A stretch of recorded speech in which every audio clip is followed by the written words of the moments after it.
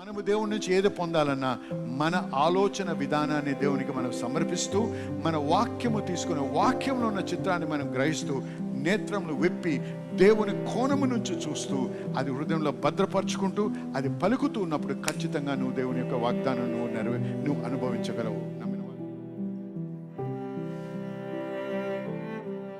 అందుకే ప్రభు యెహోషువతో మాట్లాడుతూ ఆ ప్రాంతాలన్నీ, ఆ రాజ్యాలన్నీ స్వాధీనపరచుకోవాల్సిన సమయం వచ్చినప్పుడు వాగ్దానాలు ఇచ్చాడు. నేను విడువను, ఎడబాయను అన్నాడు. ఎవడు కూడా నీ ముందు నిలబడలేడు అన్నాడు. కానీ నీకు ధైర్యంగా ఉండాలి. అయితే ఇది జరగాలంటే ప్రార్థన చేయమన్నాడా? ఎక్కడైనా యెహోషువతో దేవుడు మాట్లాడి నువ్వు ప్రార్థన చేయన్నాడా? అనలేదు. ఉపవాసం ఉండమన్నాడా? అనలేదు. కానీ ఏమన్నాడు? ధ్యానము చేయమన్నాడు. ధ్యానించుట అంటే అర్థం ఏంటంటే, ఇంగ్లీష్లో మెడిటేషన్ ఈజ్ డ్రీమింగ్ అనొచ్చు. ధ్యానించడం అంటే కలలు కనడం, కలలు కనడం. ఏ రకంగా నీవు ఈ రకంగా మీకు అర్థం అవడానికి చెప్తాను. ఏదో వేరే దేశానికి ఒక ట్రిప్ మీద, టూర్ మీద, ఒక హాలిడేకి వెళ్తున్నామని మీకు అప్లై చేసుకున్నారు, వీసా వచ్చింది, టికెట్ కొన్నారు. కొనగానే ఏం చేస్తారు? కలలు గండం మొదలు పెడతారు. ఆ స్థలానికి వెళ్ళినట్టు, ఆ హోటల్లో ఉన్నట్టు, ఆ యొక్క బీచ్లో తిరిగినట్టు, బీచ్కి వెళ్తున్నాను కాబట్టి కావాల్సిన బీచ్ వేర్ కొనుక్కోవడం. ఇక్కడ ఇవన్నీ దేన్ని బట్టి చేస్తున్నాం? ఇదన్నీ జరిగిందా? చూసారా? మనందరికీ తెలుసు ఏ విధంగా చేయాలో తెలుసు. కానీ ఇక్కడ వచ్చేటప్పుడు దాన్ని అవలంబించలేకపోతున్నాం. ఆలోచించండి. పొంది ఉన్నాము అని నమ్ముడి, అప్పుడు మీకు అనుగ్రహించబడును. ప్రభా ఇంకా నొప్పులున్నాయి, పొంది ఉన్నామంటారేంటి?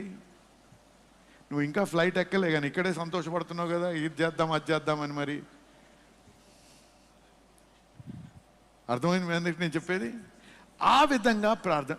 అందుకే మన ప్రార్థన జీవితము అంత ఫలభరితంగా లేదు. ఎందుకంటే ప్రార్థన చేయడం అంటే మనం మాట్లాడేస్తూ ఉంటాం. మనం అన్నీ మనకు కావాల్సిన కోరికలన్నీ చెప్పేసిన తర్వాత ఆమెననే వెళ్ళిపోతాం. అది ప్రార్థన కాదు. ప్రార్థన అంటే దేవుని దగ్గర కనిపెట్టేటప్పుడు ఒక్కోసారి నేను మాట్లాడతాను, ఒక్కోసారి నేను నోరు మూసుకొని ఉండాలి ఆయన మాట్లాడడానికి. ఎక్కడైనా అండి, ఏ స్నేహితుడైనా, మన అందరికీ స్నేహితులు ఉన్నారు. ఏ స్నేహమైనా బలపడాలంటే నువ్వు కలిసినప్పుడల్లా నువ్వే వాడిని మాట్లాడి నువ్వు వచ్చకపోతే నీ స్నేహం పెరుగుతుందా? నువ్వు ఆయన్ని తెలుసుకోగలవా? ఎటువంటి వాడో ఎటువంటి ఆమెనో తెలుసుకోగలవా? లేదు. ఏ స్నేహమైనా బంధుత్వం పెరగాలంటే ఆ యొక్క సమయం, మాట్లాడే సమయం ఉంది, నోరు మూసుకొని వినే సమయం ఉంది. ఆమేన్. ప్రార్థన. అందుకే ధ్యానించడము కూడా ప్రార్థనే. ఎందుకు? నీ మనస్సును, నీ ఆలోచనని ఏం చేస్తున్నావు? దేవుడు పలికిన మాటను నీ ఆలోచిస్తున్నావు. అంటే దేవుడు నీతో మాట్లాడిన మాటను నువ్వు అనుభవించడానికి, తెలుసుకోవడానికి నువ్వు సమయం గడుపుతున్నావు. హల్లెలూయా. బైబిల్ చదివినప్పుడు కూడా ఆ రకంగా చదవాలి. ఏదో మతపరముగా చదివి నేను 5 అధ్యాయాలు చదివేశాను ఇవ్వాలంటే సరిపోదు. ఎవరిని మెప్పించడానికి చదివే 5 అధ్యాయాలు? సంవత్సరంలో నేను 3 సార్లు చదివేశాను బైబిల్ అంటే ఎవరిని మెప్పిస్తున్నావు? కాదు. తెలుసుకోవాలి. బైబిల్ అనేది ఎందుకు ఇచ్చాడు దేవుడు? ఆయన గుణశీలతను మనం తెలుసుకోవడానికి, ఈ రకమైనటువంటి దేవుడు నా దేవుడని అనుభవించడానికి. కాబట్టి ఆ వ్యక్తి యొక్క జీవితంలో దేవుడు ఏ విధంగా ప్రవర్తించాడో, అయితే ఆ వ్యక్తి ఏ విధంగా ప్రవర్తిస్తే దేవుడు ఏ రకంగా దానికి జవాబు ఇచ్చాడో తెలుసుకోవడానికి, దాని ప్రకారంగా నా జీవితాన్ని నేను ఆర్డర్ చేసుకుంటే, సరిదిద్దుకొని ఆ రకంగా నడిచినట్టయితే అదే అనుభవంలో నేను నడవగలను. హల్లెలూయా, హల్లెలూయా. అందుకే యెహోషువతో ఏమన్నాడు దేవుడు? దివారాత్రములు నా వాక్యము ధ్యానించు. ఎందుకంటే కనులిప్తే చాలు జాయింట్స్ కనపడుతున్నారు, యోధులు. కనులిపితే చాలు గోడలు కనపడుతున్నాయి. ఏ రకంగా దాన్ని జయించాలని ఆలోచించిన సహజ రీతిలో ఆయన దగ్గర ఆయుధాలు లేవు, మనుషులు చూసినట్టయితే చిన్నవారు వారితో కంపేర్ చేసినప్పుడు ఇది అసాధ్యం, అసంభవము, అసాధ్యం ఇది అనే తలంపులతో నిండిపోతే అదే జరుగుతుంది. అందుకే వీళ్ళేమన్నారు, మేము వారి యొక్క దృష్టిలో మిడతల వలె ఉన్నాము అన్నారు. చూసారా? అయితే వీరి ఆలోచన ఎలాగుంది? మేము మిడతలము, మేము పనికిరాని వారము, మేము సస్తాము, మరణిస్తాము, మేము హతమైపోతాము, మేము జయించలేము, మాతో కాదు. చూసారా ఈ ఆలోచనలన్నీ? అందుకే వారిలో ఒక్కడు కూడా ఆ దేశంలో అడుగు పెట్టలేకపోయారు, వాగ్దాన దేశం. మీ ఆలోచన, దేవుడు వాగ్దానం ఉండిందా వారికి? చెప్పండి. దేవుడు వాగ్దానం ఇచ్చాడా? మరి వాగ్దానం ఇచ్చిన దేవుడు వాగ్దానం తప్పే దేవుడా? కాదు. కానీ దేవుడు వాగ్దానం ఇచ్చినప్పుడు ఆ వాగ్దానం నా జీవితంలో పరిపూర్ణం అవ్వాలంటే, నెరవేర్చబడాలంటే నేను దేవునితో ఏకీభవించాలి. ఎక్కడ? నోటితోనే కాదు, నా ఆలోచనలో కూడా ఏకీభవించాలి. అప్పుడు గమనించండి, యెహోషువ ఆ విధంగా ధ్యానించినప్పుడు యెరికో చుట్టున్నారు. యెరికోని జయించాలి. యెరికోని జయించడానికి ఏ ఆయుధాలు లేవు ఆయన దగ్గర, కావలసిన సైన్యము లేదు. వారు చూసినట్టయితే వీరికంటే రెండంతలు ఎత్తుగలవారు, ఆజానుబాహులు. వారి ఆయుధాలు చూసినట్టయితే చాలా సొఫిస్టికేటెడ్ ఉన్నాయి. ఏ విధంగా చేయాలో ఆయనకి, కానీ ప్రభు దగ్గర కనిపెట్టాడు. ఏ విధంగా? వాక్యము, దేవా నీవు నాకు ఇచ్చేసావు, హల్లెలూయా. ఏం చేయాలో నాకు తెలియదు, కానీ నీ వాక్య ప్రకారం యెరికో నాది. నీ వాక్య ప్రకారము నేను స్వస్థత పొంది ఉన్నాను. నీ వాక్య ప్రకారము, నీ వాగ్దానం ప్రకారము నేను ప్రార్థించాను కాబట్టి నేను జవాబును పొంది ఉన్నాను అంటే అయిపోద్దా? అది మొదటి మెట్టు. ఆ విధంగా ధ్యానిస్తూ ఉన్నప్పుడు దేవుని ఉపదేశం వస్తుంది. అప్పుడు దేవుడు అన్నాడు, యెరికో చుట్టూ రోజు ఒకసారి నడు, 7వ రోజున 7 సార్లు నడు, అప్పుడు బూర నూదు, అప్పుడు ఏమవుద్దో చూడు. హల్లెలూయా. చూసారా? కానీ యెహోషువ మొదలు పెట్టడం ఎలా మొదలు పెట్టాల్సి వచ్చింది? సరి అయిన చిత్రాన్ని చూడాలి. అర్థమైన వారు ఆమేన్ చెప్పండి.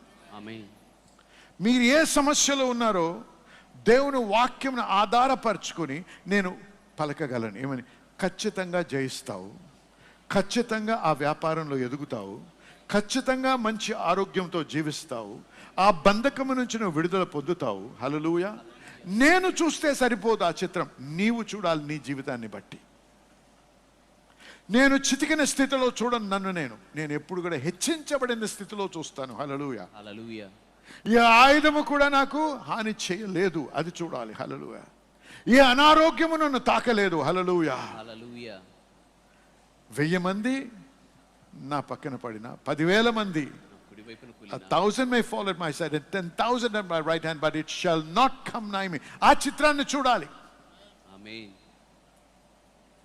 ప్రభువా నన్ను కాపాడు, నన్ను కాపాడు, నన్ను కాపాడు. మంచిదే ఆ ప్రార్థన, కానీ అది ప్రార్థన చేస్తున్నప్పుడు ఏం చిత్రం అయ్యో అవుద్దో లేదో, అవుతుందేమో, ఏమో మరి నాకు కూడా వచ్చేస్తుందేమో, అలాంటి ఆలోచన, అటువంటి చిత్రం ఉంటే మరి ఖచ్చితంగా నువ్వు అది పొందుతావు. కానీ ఎప్పుడైతే ఈ వాగ్దానం మాట్లాడతావో, no evil shall befall me, neither shall any plague come nigh me. Hallelujah. కాబట్టి ఆర్థరైటిస్ నన్ను ముట్టదు, క్యాన్సర్ నన్ను ముట్టదు, ఎయిడ్స్ నన్ను ముట్టదు, ఏ కిడ్నీ ఫెయిల్యూర్ నన్ను ముట్టదు, ఏ కిడ్నీ స్టోన్ నన్ను ముట్టదు. ఈ రకమైన చిత్రాన్ని చూస్తూ దేవుని స్తుతించాలి. హల్లెలూయా. హల్లెలూయా. నీ తల్లిదండ్రులకు ఉండొచ్చు, నీ బంధువులకు ఉండొచ్చు, నీ అత్త మామలకి, నిన్ను మట్టుకు ముట్టడానికి ఆస్కారం లేదు. ఎందుకు? గమనించండి. కానీ సైన్స్ అంటుందండి, హెరిడిటరీ, ఫాదర్ నుంచి సన్కి వస్తుందని, లేకపోతే ఈ రకంగా మన సైన్స్ నేర్పించింది. అది తప్పంటం లేదు, కానీ ఏం చెప్తున్నాను, మనం ఎంగేజ్ చేసేటువంటి నియమము ఆ జెనెటిక్ కోడ్నే మార్చగలదు. ఆమేన్. నీ తండ్రికి ఉన్నంత మాత్రం నీకు రావాల్సిన అవసరం లేదు. హల్లెలూయా. అది చెప్తున్నా. ఎందుకు? నీవు సరిగ్గా దేవుని యొక్క వాక్యం ధ్యానించి ఆ చిత్రాన్ని చూస్తూ నువ్వు గమనిస్తూ మాట్లాడినట్టయితే, ప్రభువా ఆ హై బ్లడ్ ప్రెషర్ నన్ను ముట్టడానికి వీలు లేదు. హల్లెలూయా. హల్లెలూయా. నేను బ్లడ్ ప్రెషర్తో సఫర్ అవ్వను. ఒకసారి అంటే సరిపోదు, ఒకసారి చూస్తే సరిపోదు, అది పట్టుకోవాలి ఆ యొక్క చిత్రాన్ని. దేవానికి స్తోత్రం. అప్పుడు దేవుడు నడిపిస్తాడు. ఏం చేయాలో చెప్తాడు. కానీ ఖచ్చితంగా నువ్వు దాన్ని అనుభవించకుండా నువ్వు జయిస్తావు. హల్లెలూయా, దేవునికి స్తోత్రం. ఆమేన్, ఆమేన్. మనం నేర్చుకోవాల్సింది అదే. ఏంటి? ప్రభు యొక్క వాక్యాన్ని తీసుకొని ధ్యానిస్తూ దేవుడు చిత్రిస్తున్నటువంటి చిత్రాల్ని మనము తన వాక్యము ద్వారా దేవుడు చిత్రిస్తున్నాడు. అందుకే మతపరముగా చదవకండి వాక్యాన్ని. నా నేత్రములు విప్పు ప్రభా, నీ వాక్యంలో ఉన్నటువంటి మర్మాల్ని తెలుసుకోవడానికి సహాయం చేయ ప్రభా, సరి అయిన చిత్రాలను చూడడానికి నాకు సహాయం చేయి నాయనా అని ప్రార్థించండి. ఆ రకంగా నువ్వు చేసినట్టయితే నువ్వు ఏ చిత్రాన్ని నువ్వు బలంగా పట్టుకుంటావో, ఏం చేయాలి? ఒక్కోసారి ఆ చిత్రం నువ్వు చూస్తావు, కానీ సాతాను వెంటనే వ్యతిరేకమైన చిత్రాన్ని ఇస్తాడు. ఏ రకంగా? నేను స్వస్థపరచబడ్డా అన్న సమయంలో ఇంకా నొప్పిని ఎక్కువ చేస్తాడు. సిమ్టమ్స్ ఇంకా భయంకరంగా మారుతాయి. ఎందుకు? ఆ చిత్రాన్ని దోచుకోవడానికి ప్రయత్నిస్తాడు. అటువంటి సమయంలో దేవుడు ఏ చిత్రాన్ని ఇస్తాడో ఆ చిత్రం పట్టుకొని భాషల్లో ఎక్కువగా ప్రార్థన చేయాలి. సిమ్టమ్స్ మారుతున్నా, దేవా మీకు వందనాలు, నేను నిన్ను నమ్ముతున్నాను, ఆ చిత్రాన్ని చూస్తున్నాను. హాలబ షంద ప్రఖాతమ సొందొక్లో శీకర బహందబ సువ. ఈ రకంగా గంటలకోసారి ప్రార్థన చేయాలి. ఎప్పుడైతే అది నీ హృదయంలో స్థిరపరచబడుతుందో అప్పుడు నువ్వు పొంది ఉన్నావు. నువ్వు అనుభవిస్తే కాదు, హృదయంలో స్థిరపరచబడాలి ఆ చిత్రం. ఎప్పుడైతే ఆ చిత్రం నీ హృదయంలో స్థిరపరచబడుతుందో అప్పుడు నువ్వు జయించావని మర్చిపోకు. గమనించండి, నువ్వు అప్పుడు పొంది ఉన్నావు కాబట్టి నువ్వు దాన్ని అనుభవిస్తావు. హల్లెలూయా, హల్లెలూయా. ఇక్కడ ప్రార్థన అంటే దేవుణ్ణి పెస్టరింగ్ గాడ్, పీడించడం కాదు.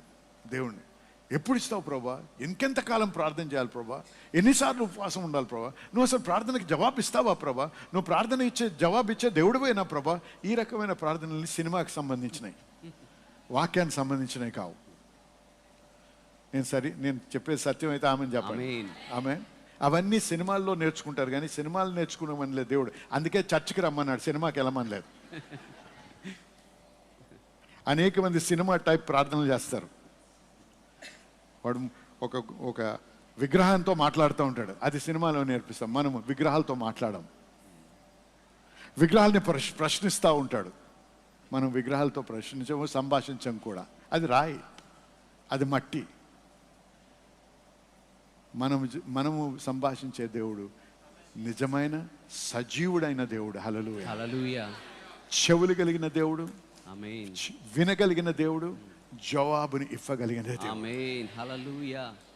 కాబట్టి ఆ చిత్రము మన హృదయంలో దోచుకోకుండా దేవుడు చిత్రించిన చిత్రాన్ని సాతాను దోచుకోకుండా భద్రతగా దాచుకునే బాధ్యత మనది. అందుకే ఎక్కువగా భాషల్లో ప్రార్థన చేయాలి. భాషలతో ప్రార్థన చేస్తున్నప్పుడు ఆ చిత్రాన్నే చూడాలి. ఒక్కోసారి నీకు సహాయకరంగా ఉండడానికి దేవుడు అబ్రహాముకి చెప్పిన రీతిగా రాత్రులు బయటకు వచ్చి తలెత్తినప్పుడల్లా ఏం కనపడ్డాయంటే నక్షత్రాలు. నీవు ఏదైతే దేవుడి నుంచి నువ్వు వాగ్దానం పొందావు దానికి సంబంధించిన చిత్రము ఏదైనా బుక్లో కానీ, మ్యాగజైన్లో కానీ, లేకపోతే AI ద్వారా క్రియేట్ చేసిందైనా. హలో, ఈ రోజుల్లో గ్రాక్ ద్వారా లేకపోతే జెమినాయ్ ద్వారా మనకి ఏ రకమైన పిక్చర్లు కావాలన్నా మనమే రాసుకోవచ్చు, క్రియేట్ చేసుకోవచ్చు కదా. సరి అని నీకు దేవుడు ఇస్తున్నటువంటి ఆ పిక్చర్ని నువ్వు క్రియేట్ చేసుకొని గోడ మీద పెట్టుకో, కళ్ళెప్పి దాన్ని చూస్తూ, ప్రభా నీకు వందనాలు నాయన, నాకు ఇచ్చినటువంటి ఆ యొక్క ఉద్యోగం కొరకు ప్రభా, నేను ఆ టేబుల్ గీసుకున్నాను ప్రభా, టేబుల్ వెనుక నేనే బాస్, దాని మీద చైర్మన్ అని రాసుకొని చూస్తున్నాను ప్రభా, నేను ఆ కంపెనీకి చైర్మన్ అవుతున్నాను. హల్లెలూయా, ఆమేన్. లేకపోతే ప్రభా నీవు ఇచ్చిన ఆ గృహాన్ని బట్టి నీకు వందనాలు నాయన, ఆ గృహాన్ని చూడండి, ఆ కార్ని చూడండి, అది ఆశీర్వాదాన్ని చూడండి, నీకు బిడ్డల గురించి ఆ బిడ్డ ఫోటో పెట్టండి, పెట్టి ప్రభా నేను మీకు స్తోత్రం, నన్ను గర్భఫలం ఇచ్చినందుకు మీకు వందనాలు ప్రభా. గొడ్రాలన్న వారిని కూడా గర్భఫలమును కలిగించగలిగిన దేవుడు మన దేవుడు. హల్లెలూయా. దేవునికి అసాధ్యమైంది ఏది లేదు. మనిషికి అసాధ్యమైనంత మాత్రాన దేవునికి అసాధ్యమైంది కానే కాదు. కాబట్టి మనము దేవుడి నుంచి ఏది పొందాలన్నా మన ఆలోచన విధానాన్ని దేవునికి మనం సమర్పిస్తూ మన మన వాక్యము తీసుకుని వాక్యంలో ఉన్న చిత్రాన్ని మనం గ్రహిస్తూ నేత్రములు విప్పి దేవుని కోణము నుంచి చూస్తూ అది హృదయంలో భద్రపరుచుకుంటూ అది పలుకుతూ ఉన్నప్పుడు ఖచ్చితంగా నువ్వు దేవుని యొక్క వాగ్దానం నువ్వు అనుభవించగలవు. నమ్మిన వారు ఆమెన్ చెప్పాలి. హల్లెలూయా. దీవించబడ్డారా? ఆమెన్. ఆశీర్వదించబడ్డారా? ఈ వాక్యం బాగా ధ్యానించండి. నేను చెప్పిన మాట మళ్ళీ ఒకసారి వినండి, ఖచ్చితంగా దీవించబడతారు.